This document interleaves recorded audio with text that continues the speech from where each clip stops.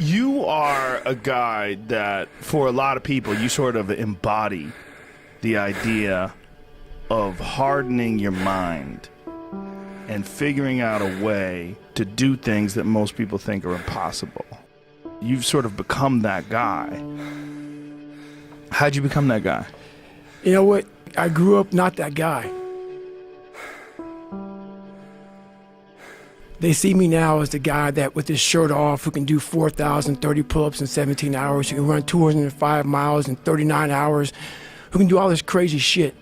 But what they don't understand is they don't understand the journey that it took me to get to this point.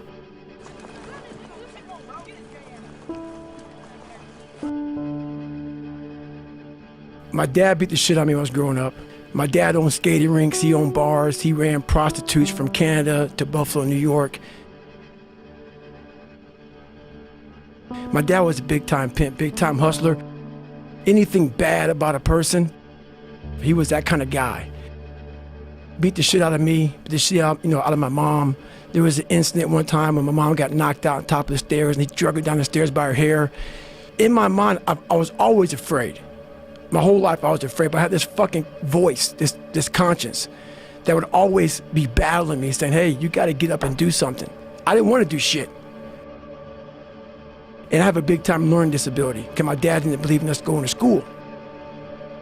So when I went to school, my learning disability, I had social anxiety. I was just a jacked up kid from living in this tortured home. So all the insecurities I had when I was a kid with my father, it just got worse and worse and worse.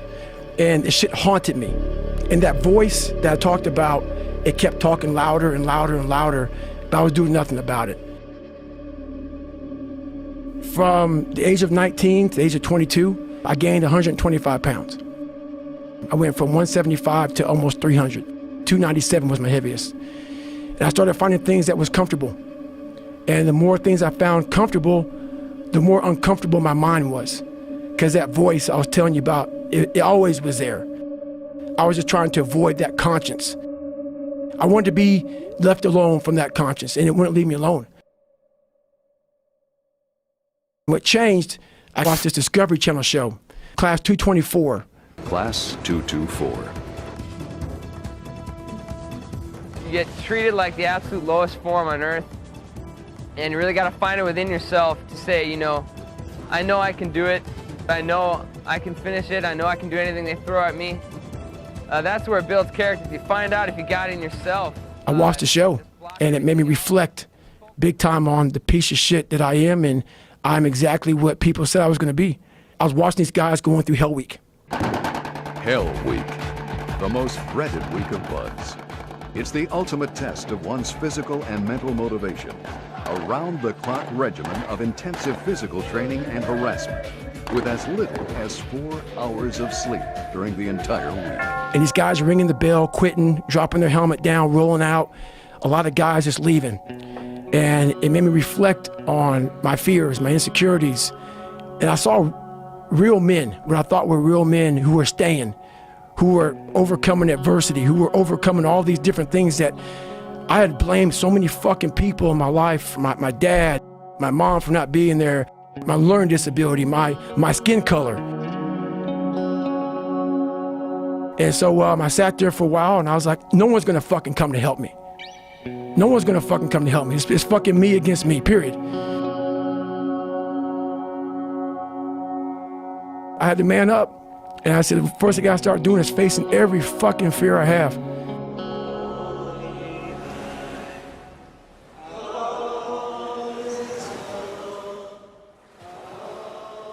So I started calling recruiters up. I said, I'm gonna go be a fucking Navy SEAL.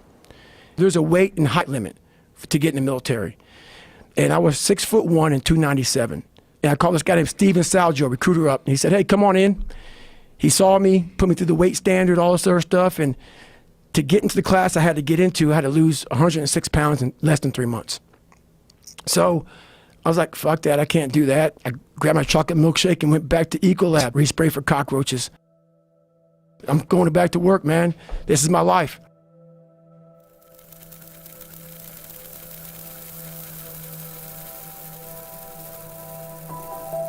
I don't like cockroaches too much. I hit the mother load of cockroaches. And I sat there and said, this is my life. This ain't gonna be it for me. So I quit my job, got back in my Ecolab truck, and I went home. So my first run, when I decided to lose the weight, I was, like I said, 297. I was about 32% body fat. My idea was to run 4 miles for my first run. I didn't know how bad it's gonna fucking hurt me. I used to run before I was fat, and I was like, fuck it, I can do this. I ran a 1/4 mile and walked home. I walked home and sat on my couch and cried. I said, man, I can't fucking do this shit. I don't know what I'm gonna do. And my mind just kept fucking with me. And kept fucking, you're not good enough, man. This isn't for you, man. These guys are the baddest motherfuckers on the planet Earth. You're not that. How do you move forward? What it was, and it's kind of funny, I was obsessed with Rocky. And I would fast forward with the little VHS tapes to round 14. Round 14 fucked me up like nobody's business. Hard left and the right combination. What is keeping him up, Bill? I don't know. When Apollo Creed beat the fucking shit out of Rocky, beat the shit out of him, he kept fighting. He was a dumb fighter, couldn't read, couldn't write. That was me. He was in that corner and everybody was saying, stay the fuck down. Down, down, stay down. Apollo dancing around with his arms in the air. And him getting up, Apollo Creed raised his arms up in the fucking air, turned around, thought he won the fight. He turns around and sees this guy getting up, and it was the face of Apollo Creed that changed my life. The face of Apollo Creed. It was like, just by that motherfucker getting up, not winning, just by him getting the fuck up, Rocky had taken his soul. Had literally taken his soul. His head goes down, he looks at him like, what the fuck are you? I wanted to be that. I wanted to be the guy that people looked at. I don't care if you liked me or didn't like, I don't care. But it said, this motherfucker is gonna keep coming after whatever the fuck is in front of him. I wanted that. I wanted that. I wanted that worse than anything in the world. I kept picturing me falling down and getting up. I wanted to feel something besides defeat. I wanted to just go the distance. I say what if a lot. It sounds corny and it sounds weak, but it's true. What story would it be if my fucking fat, dumb, insecure ass can overcome this shit? What if I can be a SEAL, man? How would that feel? To go from this fat, insecure motherfucker to one of the best guys on the planet Earth. This journey is gonna take something that is gonna be incomprehensible to most people. So I would sit on my couch saying, who at 297, who can't fucking swim that great, who's scared of the fucking water, would have the fucking balls? Who had the balls to fucking man up, quit a job, and to put everything on himself? So it's how I started talking to myself and putting myself in a whole different category, and that would fuel me the next day, and I just kept using that as fuel and fuel. No one would do this shit. No one would do this shit. You're the baddest motherfucker around. You're the baddest motherfucker ever lived.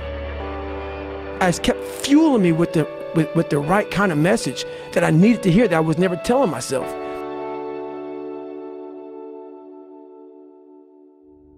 So it became from being defeated to like, man, all right, motherfucker, maybe tomorrow we can go 0.75. But I started realizing I can't run that far. So what I did was I became damn near a professional cyclist with the miles I put on the bike. I rode a bike a lot to lose the first initial kind of weight because my bones were just hurting so bad. My body was just broken.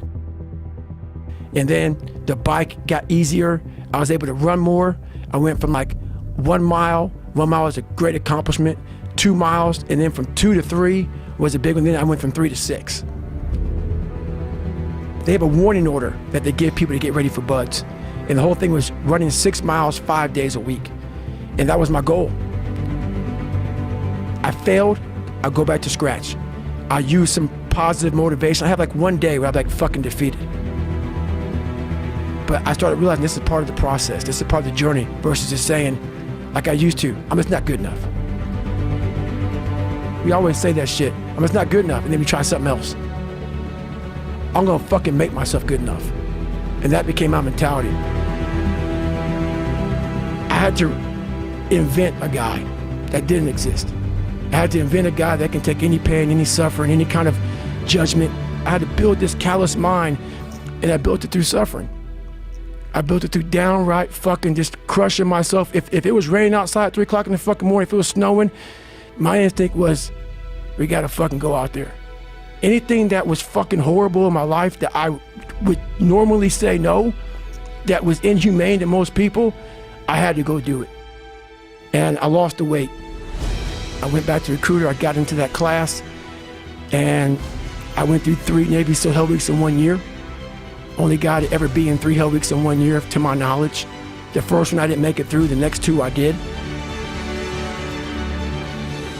I didn't stop anymore from there. And I started realizing through this process that the fucking mind is what you created. And I started opening different doors that I didn't think were even there, that I didn't think even existed.